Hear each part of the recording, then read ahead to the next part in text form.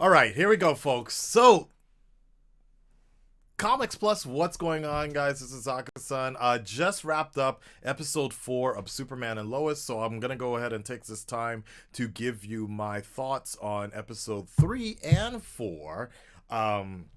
Sort of a review because I know a lot of you guys know what's going on with YouTube and the issues with DC TV and how it's kind of a struggle just to spend all that time editing some of these episodes and then putting them up, and it stays in limbo for a week, and then they finally, somebody at Warner Brothers may or may not release it, and then it gets like 1,000 views, and it's like, okay, I literally wasted a whole week doing this. So in the meantime, let me just go ahead and give you a breakdown of what I thought about these particular episodes. And if you want to check out the live reactions, that is available on Twitch, usually the hour when when the show is actually aired.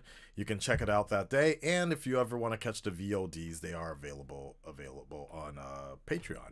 So episode 3 and 4, I'm just gonna mash them up kind of together, and like this Superman and Lois is continuing to stay strong, and it's given me an element that I really enjoy that I haven't seen in a CW show in quite some time, or particularly in the DC TV show in quite some time, and that's essentially family.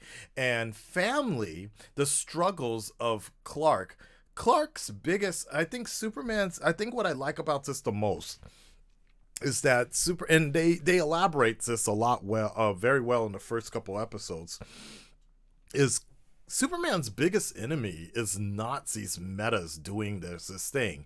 They actually, and I think this is like what the brilliance of this show is right now, is like, you basically see Superman come in, and he doesn't really struggle so much with these overpowering anybody. He's a goddamn Superman. And this was, I think, one of the biggest problems with the movies, trying to tell the stories in the movies and Superman stories in general, is like, yeah, he's always pretty much going to save the day, and there's not much that he has a struggle with. For the most part, he basically wins each time, so the fights are not that. But Superman's biggest enemy isn't these bad guys that he's coming up with. His biggest enemy is essentially just himself, trying to live this Clark Kent persona, trying to be a family man, trying to keep his family together. That's his biggest challenge right now. And I think episode 3 and 4 really highlighted that situation, because you start seeing how the family is also starting to realize that, yeah, we can't always call on Clark. We can't always call on Superman to come in and, save us, unless it's the most emergency sort of dire situation, because if he's not around, that probably means he's out there trying to do something else. And I think this whole thing with I think it was called EMT or something like that, this little Superman transmitter thing that everybody tends to have, it creates a big problem, because you're always on call. Our Superman is always on call, and he's always trying to help out, right? But I think they have balanced this show out really well to showcase this situation. And now we are starting to see more metas grow in Smallville. I wasn't really big about this whole idea of things taking place in Smallville, but I can see what they're kind of doing, and they're making Smallville bigger than, more than meets the eye. And at the end of this particular episode of 4, we see more kryptonite has been showing up for whatever reason. We have a very Mercy-ish type meta-human around, and in episode 3 we also saw the fact that we I guess another test subject with sort of kryptonite infused powers. I don't know exactly, we haven't got into full details on this, but I like that. I also like that, with the side characters, I wasn't really big on having like Lana be a thing in this, and like all these neighbors, but I'm glad that they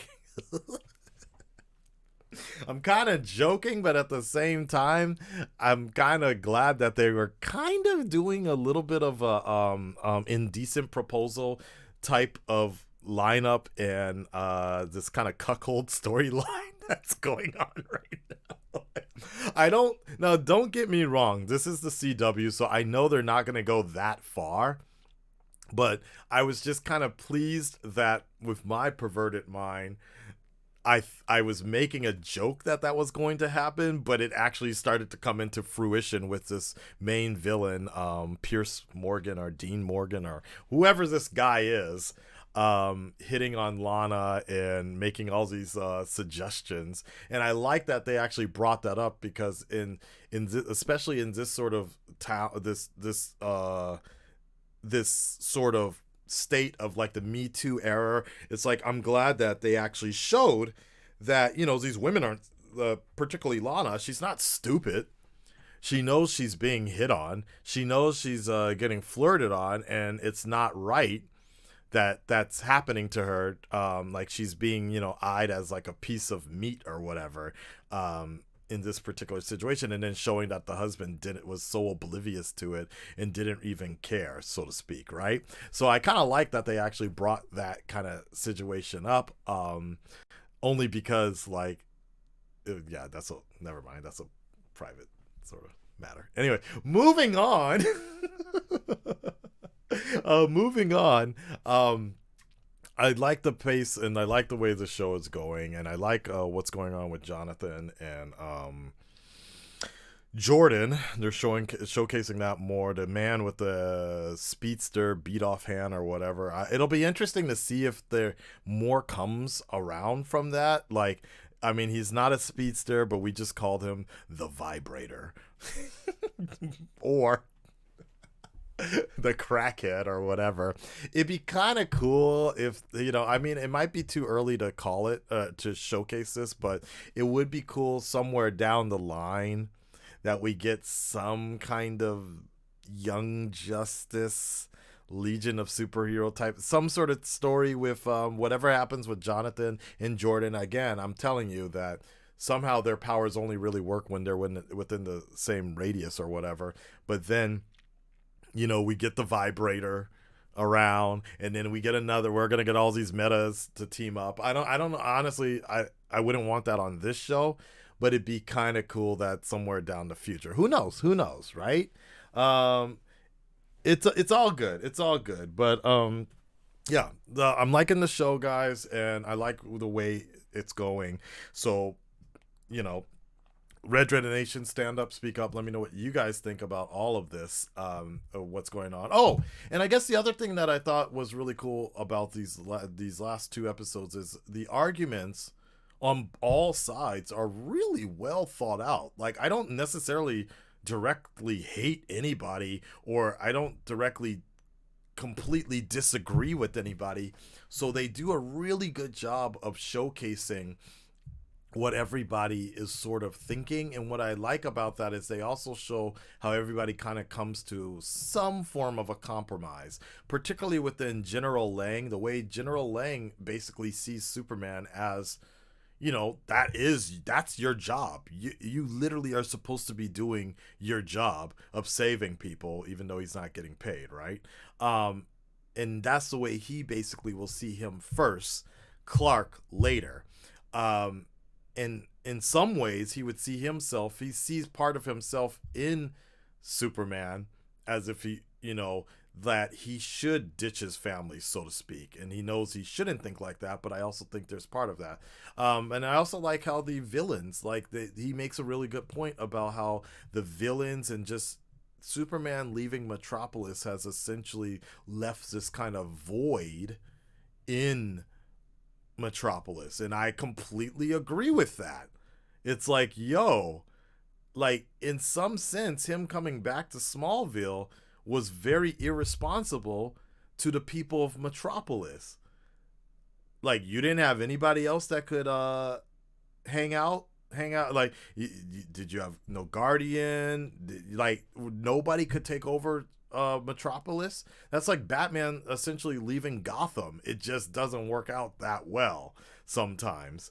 And so that was, in some sense, kind of irresponsible. So I completely get that. It's very interesting that, General Lane does make a good argument, but at the same time, Lois makes an argument, and as well as Superman or Clark, they make arguments about that, because if they can't spend that much time with their sons, you know, who knows what sort of evil path Jordan could go down. So it's I think I like the fact that they make arguments on both cases. And like I said at the beginning of this review, Superman's biggest enemy really aren't the villains. It's just time. It's basically making time for everybody and trying to spend quality time with everybody. Interesting enough, there's not a lot of fights that happen at night, but I think the biggest thing about this show that they have to be careful about is making sure that there's not, it doesn't become too cliche-ish, so to speak. And what I mean is that almost every time we see something set up in Smallville,